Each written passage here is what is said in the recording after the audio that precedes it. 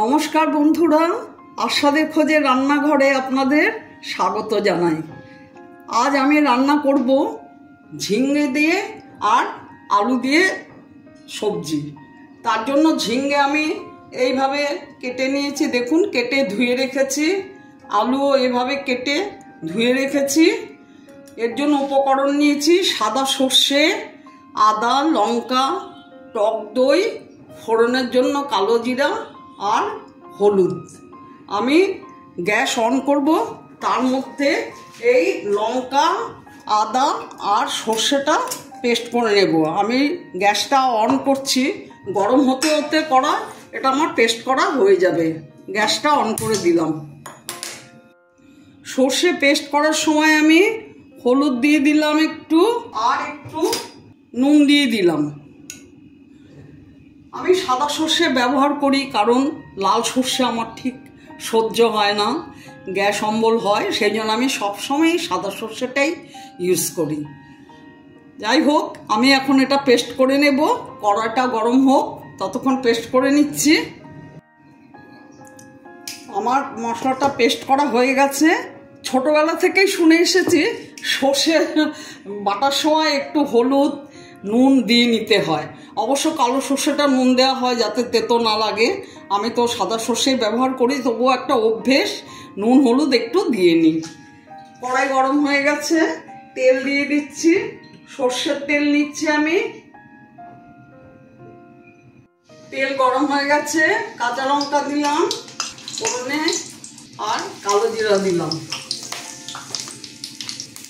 মশলাটা ছেড়ে দিলাম।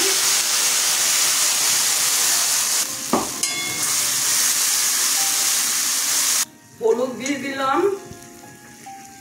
আর টক দই দিচ্ছি। টক দই আমি আগেই ফেটিয়ে রেখেছিলাম, দিয়ে দিলাম।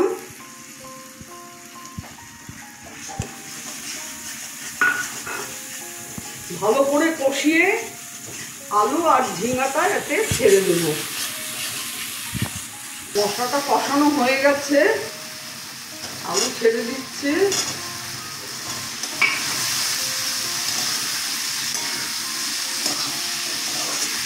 এইভাবে রান্না করলে ঝিঙে আলু খেতে কিন্তু খুব সুস্বাদু হয়। আমি সবসময় সর্ষে বাটা একটু কষিয়ে নিয়ে তারপরে সবজিটা দিই।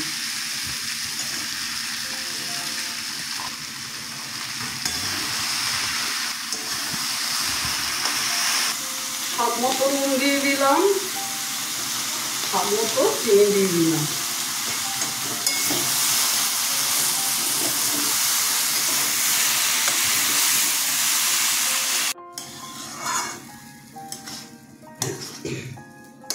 এখন একটু ঢেকে দেব, কারণ ঝিঙ্গার থেকে জল উঠবে। আমি এখন জলটা দেব না, ঢেকে দিলে পর কতটুকু জল উঠবে দেখে, জল যদি লাগে তখন দেব। এখন আমি ঢেকে দিচ্ছি, একটু পরে ঢাকাটা খুলে দেখব।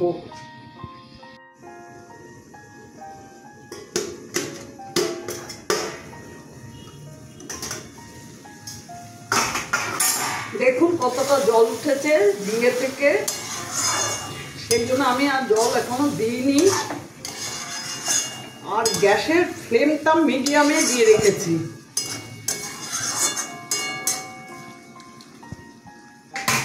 আবার ঢেকে দেব, একটু পরে আবার খুলে দেখব।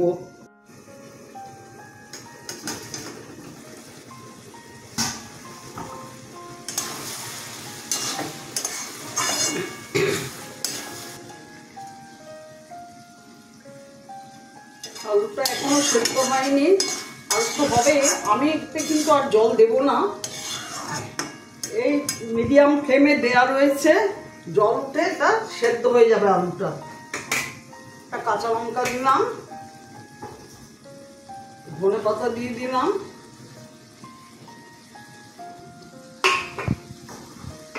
আবার ঢেকে দিলাম।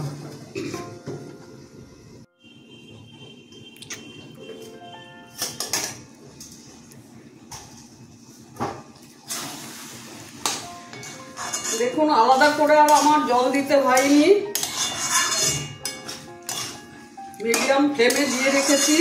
ঝিঙের থেকে জল উঠেছে। আলুও সেদ্ধ হয়ে গেছে। এবার ফ্লেমটা একটু বাড়িয়ে দেব। নামানোর আগে একটু কাঁচা সর্ষের তেল দিয়ে দেব।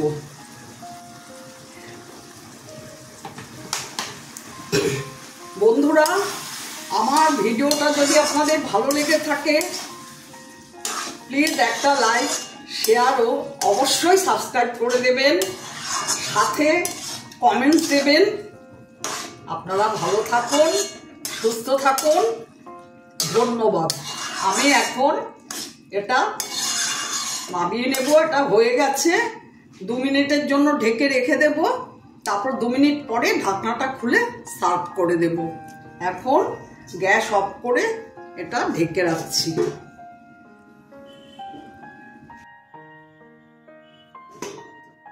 ঢাকনাটা খুলছি।